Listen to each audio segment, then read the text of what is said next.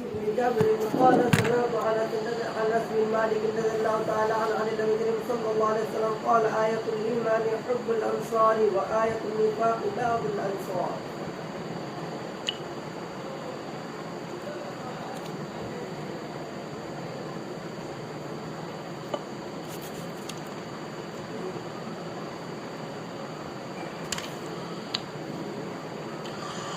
باب علامۃ الایمان حب الانصار کہہ کر حضرت امام صاحب رحمۃ اللہ علیہ باب لائے ہیں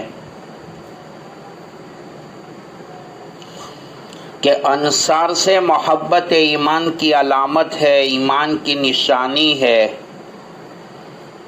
حدثنا ابو الولید قال حدثنا شعبہ قال اخبرنی عبد اللہ بن جبر قال سمعت انس عن النبی صلی اللہ علیہ وسلم قال آیۃ الایمان حب الانصار و آیۃ النفاق بغض الانصار او کما قال صلی اللہ علیہ وسلم۔ حضرت امام بخاری رحمۃ اللہ علیہ فرماتے ہیں ہم نے بیان کیا، ابو الولید نے کہا، وہ فرماتے ہیں کہ ہم نے بیان کیا ہے، شعبہ نے کہا کہ مجھ کو خبر دی ہے، عبداللہ بن جبر نے۔ فرماتے ہیں راوی حدیث انس بن مالک رضی اللہ تعالیٰ عنہ فرماتے ہیں کہ میں نے سنا کہ نبی پاک علیہ الصلوۃ والسلام نے ارشاد فرمایا قال آیۃ الایمان، ایمان کی جو نشانی ہے حب الانصار، انصار سے محبت رکھنا ہے، وآیۃ النفاق بغض الانصار، اور فرمایا کہ ایمان کی نشانی ہے کہ انصار سے، انصار یعنی قبیلے انصار، قوم انصار، انصار کی جو جماعت ہے ان سے بغض رکھنا، یہ منافقان فعل اور منافق کی علامت ہے۔ یہاں پر علامت الایمان حب الانصار کہہ کر حضرت امام صاحب رحمۃ اللہ علیہ نے باب باندھا ہے کہ انصار سے محبت ایمان کی علامت ہے۔ حدیث کا پہلا مطلب شاہ ولی اللہ رحمۃ اللہ علیہ نے بھی بیان کیا ہے کہ یہ حدیث کا شان ورود جو ہے کہ مہاجرین کا جو تعلق ہے قبیلے مزر کے ساتھ تھا، اور انصار کا جو تعلق ہے وہ قبیلے قحطانی سے تھا، اور یہ آپس میں دونوں بھائی تھے اور دونوں میں دشمنیاں تھی، اور خاندانی دشمنیوں کا ایک ہی حل ہے کہ جدا جدا ہو جائے۔ تو فرماتے ہیں قحطان وطن چھوڑ کر یمن چلے گئے اور قبیلے مزر جو حجاز میں رہے، نبی کریم صلی اللہ علیہ وسلم اور قریش جو ہے جس کا تعلق جو ہے وہ قبیلے مزر قریش سے تھا، یہ الگ الگ ہو جانے کے بعد بھی ان میں نفرتیں چلتی رہی۔ پھر اسلام کا دور آیا اور اسلام میں مہاجرین کا بھی بڑا مقام ہے، انصار کا بھی بڑا مقام ہے۔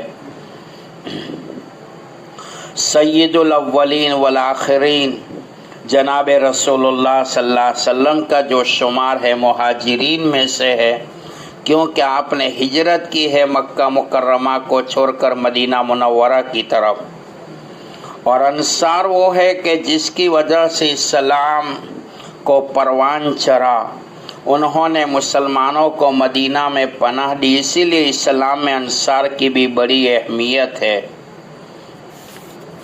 نبی کریم صلی اللہ تعالی علیہ وسلم نے مکہ مکرمہ سے جب مدینہ منورہ ہجرت فرمائی تو آپ نے سب سے پہلا درس، سب سے پہلا سبق جو دیا تھا قبیلے انصار کو اور مہاجرین کو کہ کلکم بنو آدم و آدم من تراب او کما قال، سب ایک ماں باپ کی اولاد ہے اور آدم अलैहिस्सलाम को अल्लाह ताला ने मिट्टी से बनाया था।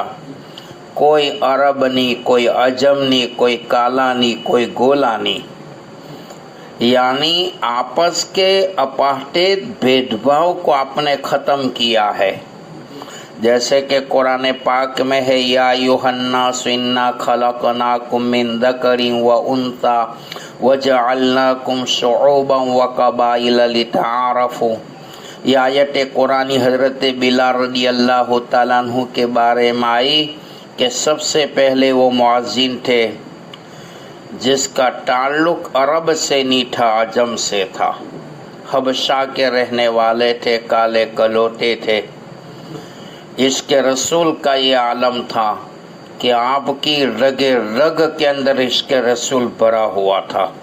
बुखारी शरीफ में रिवायत आएगी, नबी पाक अलैहिस्सलाम ने मस्जिद नबवी में फजर की नमाज के बाद फरमाया कि टालिया बिलाल, बिलाल को बुलाओ, आओ हुना इजलिस, बैठ जाओ यहाँ।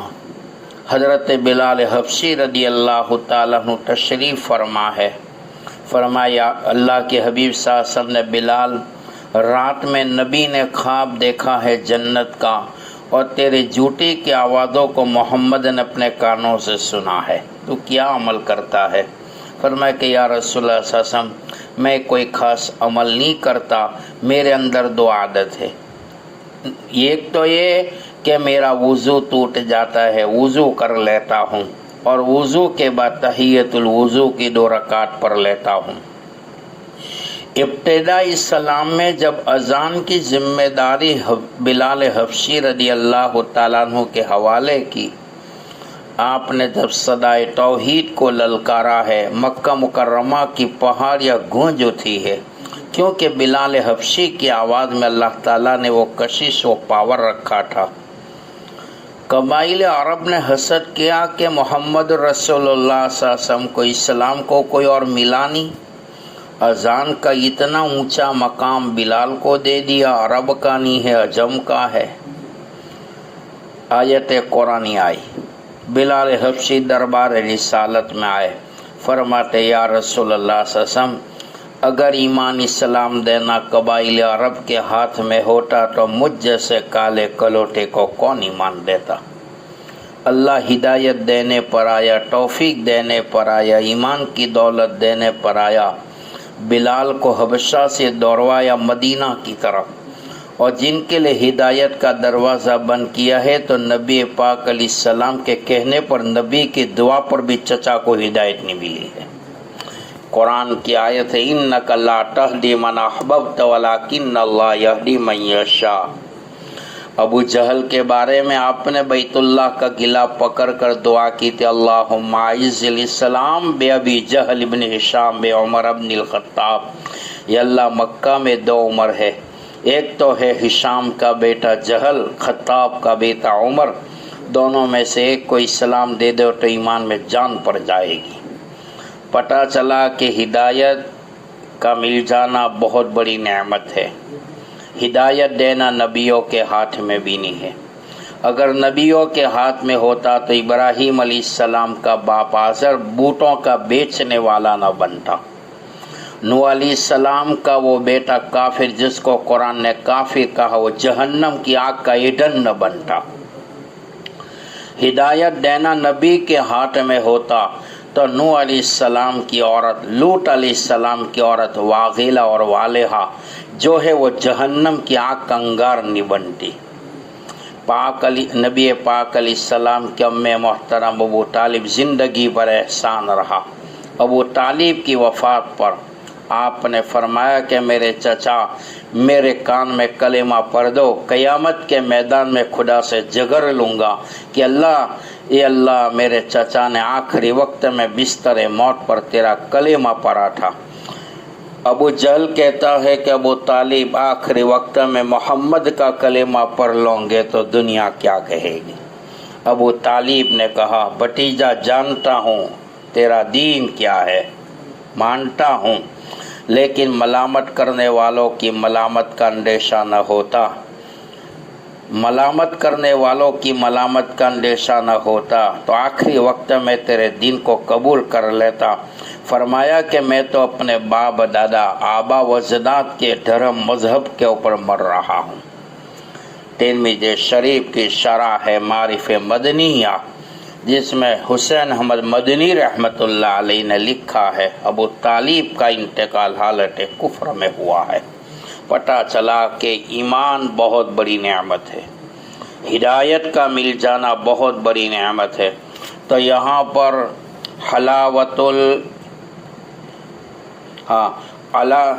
علامت الایمان حب الانصار، انصار سے محبت ایمان کی علامت ہے۔ روایت میں آتا ہے تو نبی پاک صلی اللہ علیہ وسلم نے جب ہجرت فرمائی تو آپ نے مدینہ منورہ کی سرزمین کے اوپر سب سے پہلا سبق جو دیا تھا، درس دیا تھا، کلکم بنو آدم وآدم من تراب، کوئی عرب نہیں، کوئی عجم نہیں، کوئی کالا نہیں، کوئی گولا نہیں، دین ہر ایک کے لیے ہے، سب اللہ کے بندے ہیں، سب کو اللہ نے بنایا ہے۔ آدم علیہ السلام کی اولاد ہے اور حضرت آدم علیہ السلام کو اللہ نے مٹی سے پیدا کیا ہے۔ بہرحال اس کے بعد باب علامت الایمان حب الانصار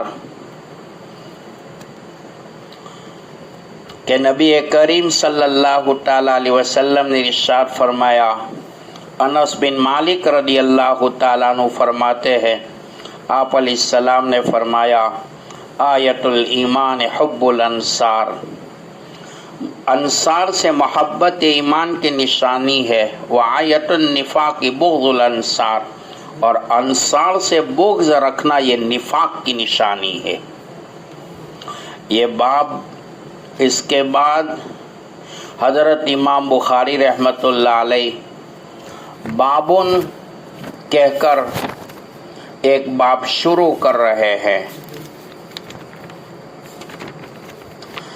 کہ حدثنا ابو الیمان قال خبرنا شعیب عن الزہری قال خبرنی ابو ادریس عائذ اللہ ابن عبد اللہ ان عبادہ بن صامت رضی اللہ تعالیٰ عنہ وکان شہد بدرا وهو احد النقبہ لیلۃ العقبہ ان رسول اللہ صلی اللہ علیہ وسلم قال وحولہ اصابۃ من اصحابی بایعونی علی اللہ تشرکوا باللہ شیئا ولا تسرقوا ولا تزنوا ولا تقتلوا اولادکم ولا تعتوا ببہتان تفترونہ بین ایدیکم وارجلکم ولا تعصوا فی معروف فمن وفى منکم فاجرہ علی اللہ ومن نصاب من ذلك شيئا فعوقب في الدنيا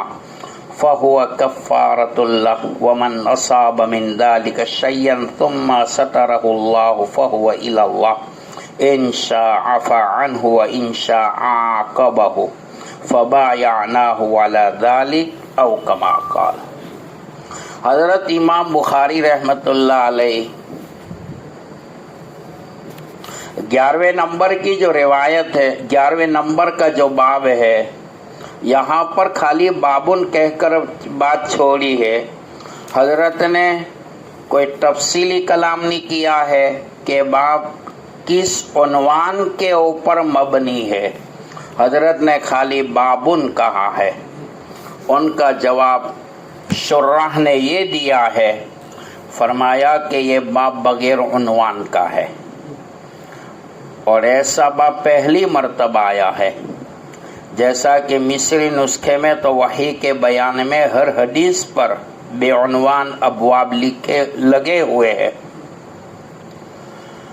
مگر ہمارے نسخے میں وہاں ابواب نہیں ہے، یہاں پہ یہ پہلا بغیر عنوان کا باب آیا ہے۔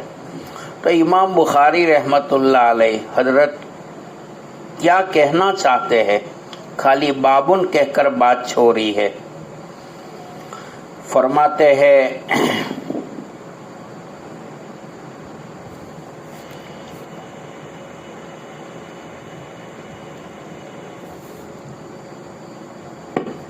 تمرین کے لیے بغیر عنوان کے باب لکھ دیا ہے، یہ اس بات کی علامت ہے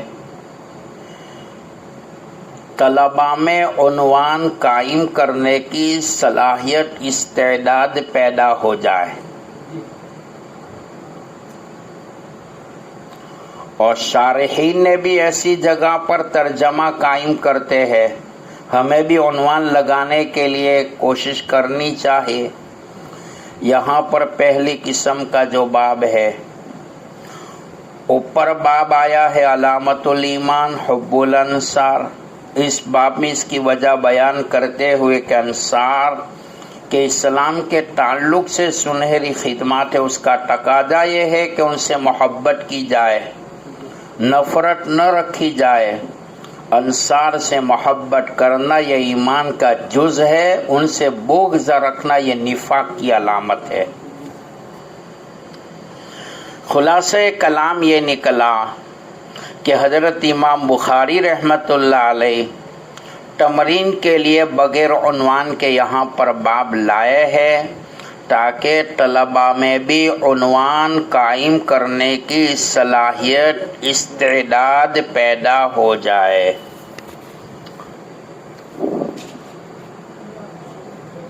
ہیں اس کے ہیں وہ ہے نہیں، یعنی باب کا جو حاصل ہے کہ اس روایت کے اندر حضرت امام بخاری رحمۃ اللہ علیہ کیا کہنا چاہتے ہیں؟ حدثنا ابو الیمان،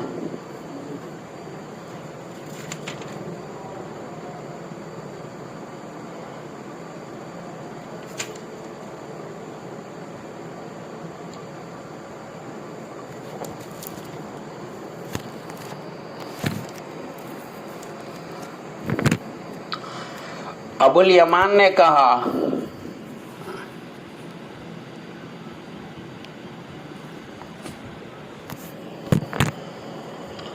قال اخبرنا شعیب عن الزہری قال اخبرنی ابو ادریس۔ ابو الیمان فرماتے ہیں کہ ہم کو خبر دی شعیب نے، انہوں نے امام زہری سے کہا کہ ہمیں خبر ملی ہے۔ ابو ادریس عائد وہ فرماتے ہیں کہ روایت ہمیں عبداللہ سے ملی ہے، وہ فرماتے ہیں کہ راوی حدیث حضرت عبادہ بن صامت رضی اللہ تعالیٰ عنہ ہے۔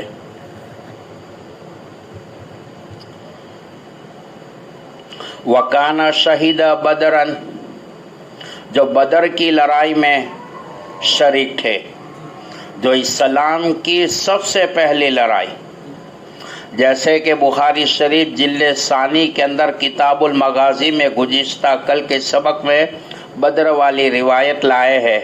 حضرت امام بخاری رحمۃ اللہ علیہ فرماتے ہیں کہ وکانا شہیدہ بدرن،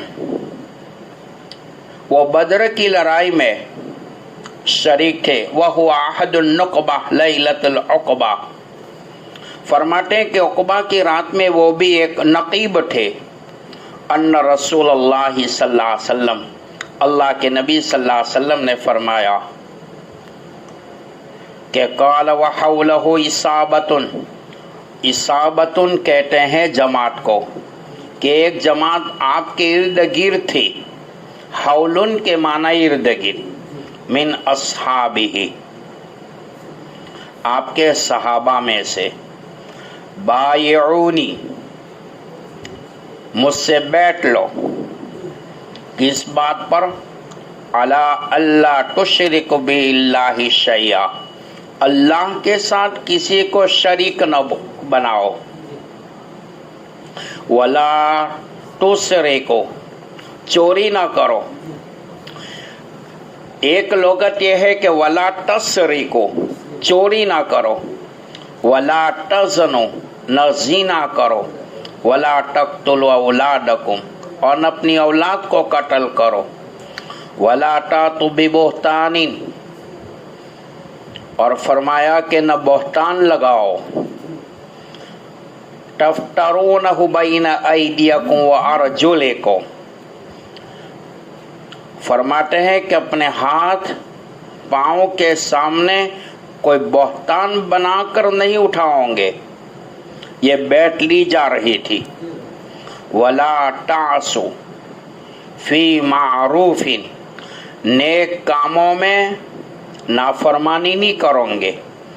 फमन वफा मिनको, और जो कोई तुम में से इकरार पूरा करे, फअजरुहु अलल्लाह, उनका सवाब अल्लाह पर है।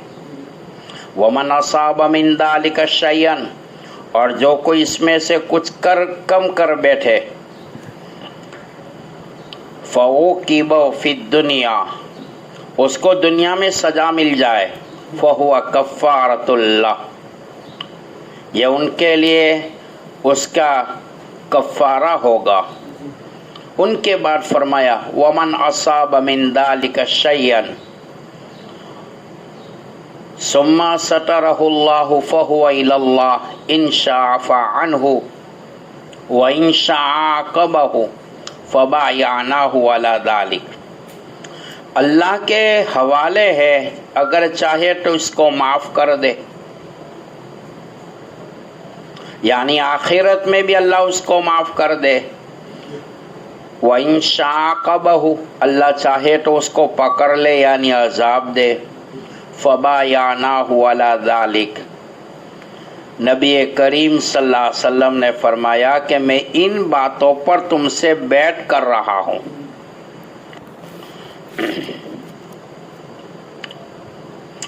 इस रात का किस्सा सीरत की किताबों में, सीरत हल्बिया में भी है, सीरतुन नबी में भी है, सीरत मुस्तफ़ा रईसुल मुहद्दिसीन मुफ्ती इदरीस कांडलवी रहमतुल्लाह अलैह की उसमें भी है, इब्ने हिशाम में भी है।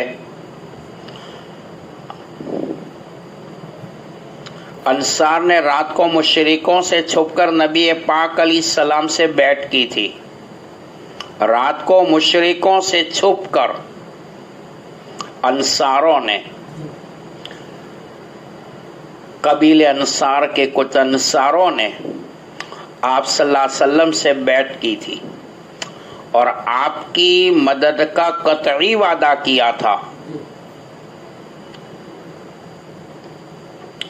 जैसे कि कुरान पाक में है, इन्नल्लाह अश्तरा मिनल मुमिनीन अनफुसहुम व अमवालहुम बिअन्न लहुमुल जन्नह, यकीनन अल्लाह ने खरीद लिया ईमान वालों से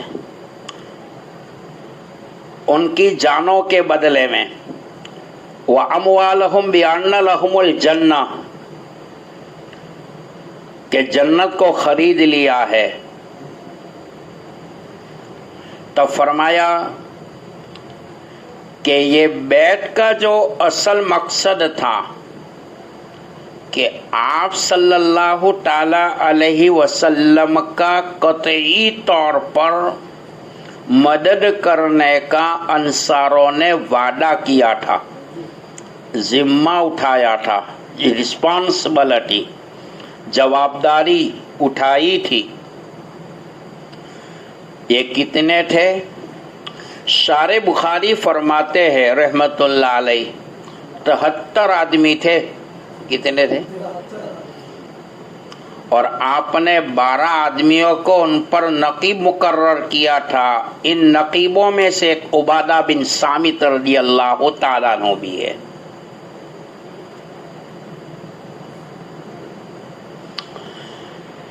क्या क्या करवाया था? फरमाया बायूनी अला अल्लाह तुशरिकु बिल्लाहि शैया, तुम अल्लाह के साथ किसी चीज़ को शरीक नहीं करोगे, शरीक नहीं बनाओगे।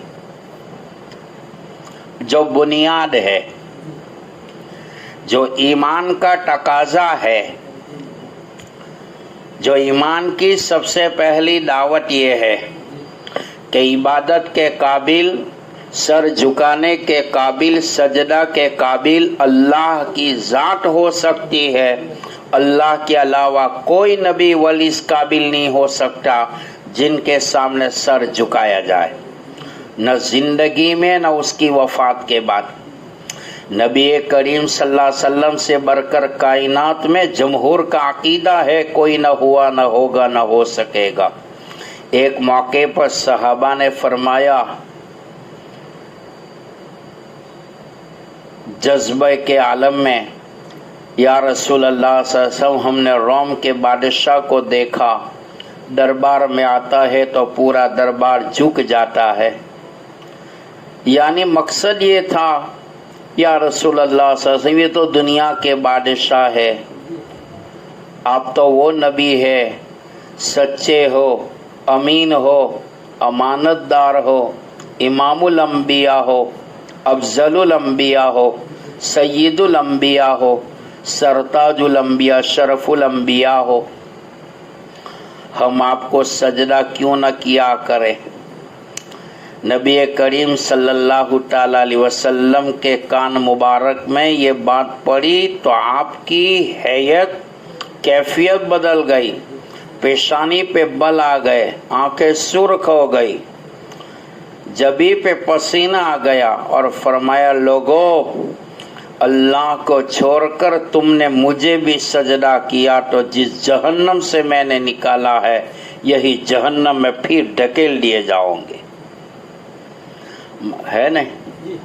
قرآن کریم کے 24 پارے میں ہے، وَلَقَدْ أُوحِيَ إِلَيْكَ وَإِلَى الَّذِينَ مِن قَبْلِكَ، میرے محبوب آپ کو بھی کہا جا رہا ہے، آپ سے پہلے نبیوں کو بھی ہم نے کہا ہے کہ لَئِنْ أَشْرَكْتَ، میرے محبوب ہونے کے باوجود بھی اگر شرک کی بیماری میں مبتلا ہوئے تو نبی آپ ہے، محبوب ہے، شرک کی بیماری کی بنیاد پر لَيَحْبَطَنَّ عَمَلُكَ، ہم آپ کے عمل کو بھی حبط کر لیں گے، آپ بھی خاسرین میں سے ہو جائیں گے۔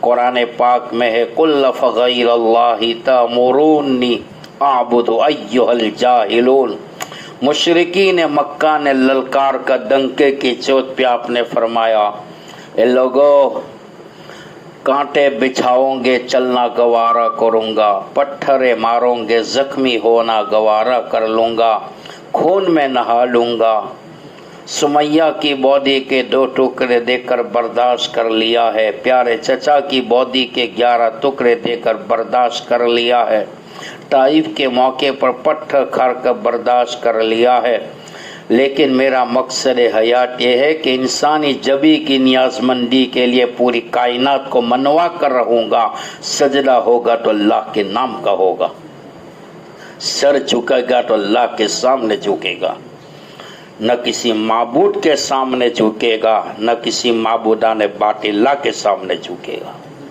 یہ ہے ایمان کی سب سے پہلی دعوت، لا الہ الا اللہ، لا معبود الا اللہ، لا محبوب الا اللہ، لا مقصود الا اللہ، لا خالق الا اللہ، لا مالک الا اللہ، لا رزاق الا اللہ، لا الہ الا اللہ، محمد الرسول اللہ۔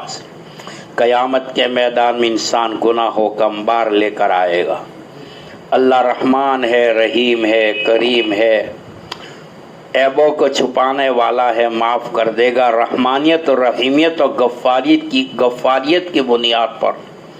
ان اللہ لا یغفر ان یشرک بہ ویغفر ما دون ذلک لمن یشاء، میرے محبوب اگر کوئی آپ کا امتی، میرا بندہ قیامت کے میدان میں شرک کا گناہ لے کر آیا تو اس امتی کو جہنم کی آگ سے میرا لطف و کرم تو کیا، رحم و کرم تو کیا، آپ کی شفاعت بھی نہیں بچا سکتی ہے۔ شرک تو فرماتے ہیں کہ شرک 2 طرح کا ہے، ایک ہے بڑا شرک اور ایک ہے چھوٹا شرک۔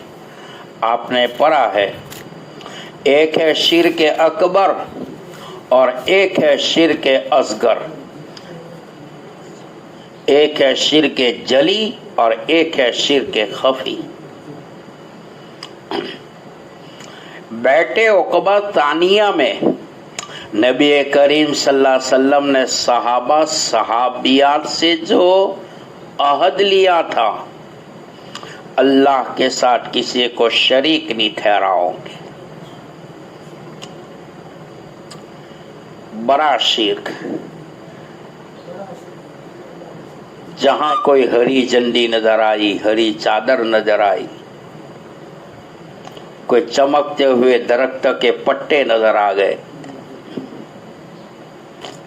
انسان اپنے سر کو جھکا دیتا ہے. یہ مشرکین کا شرک ہے.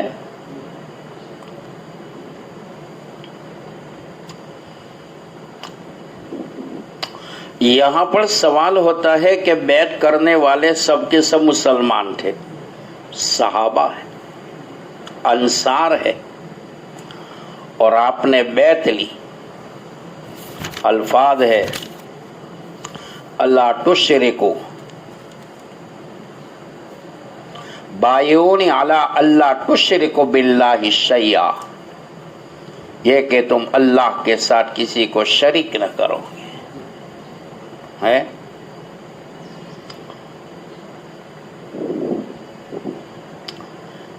تو فرمایا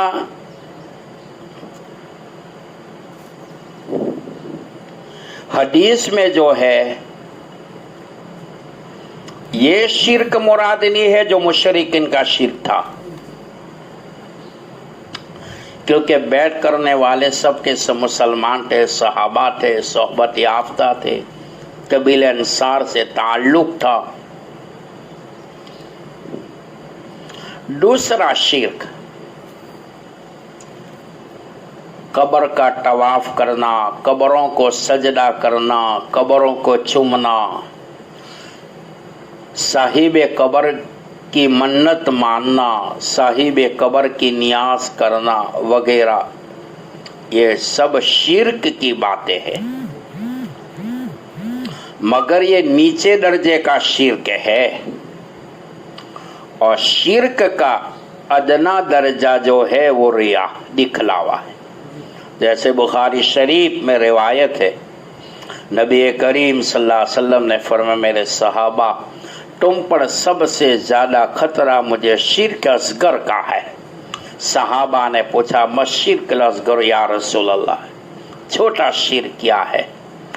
آپ نے فرمایا دکھلاوا. دکھلانے کے لیے نماز پڑھنا، روزہ رکھنا، زکوٰۃ دینا، حج کرنا، غریب کی مدد کرنا.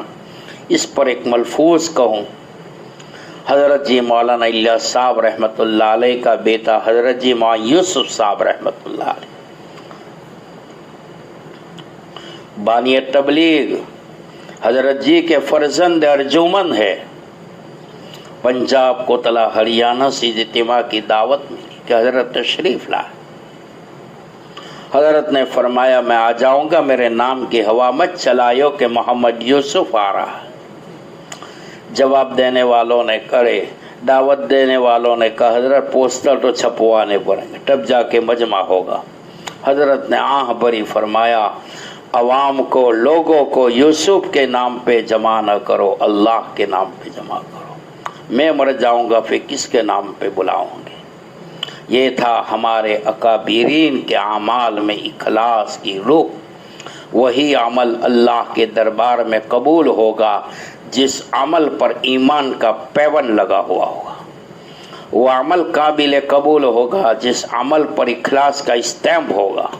وہ عمل اخروی اعتبار سے قابل قبول ہوگا جس عمل پر تقوی کا اسٹیمپ ہوگا، رضا الہی کا اسٹیمپ ہوگا، اللہ کی پہچان کا اسٹیمپ ہوگا، اللہ کی خوشنودی کا اسٹیمپ ہوگا. وہ عمل قابل قبول ہوگا. ریاکاری کے لیے کیا ہوگا؟ وہ عمل میدان قیامت میں ہے وبال جان بنے.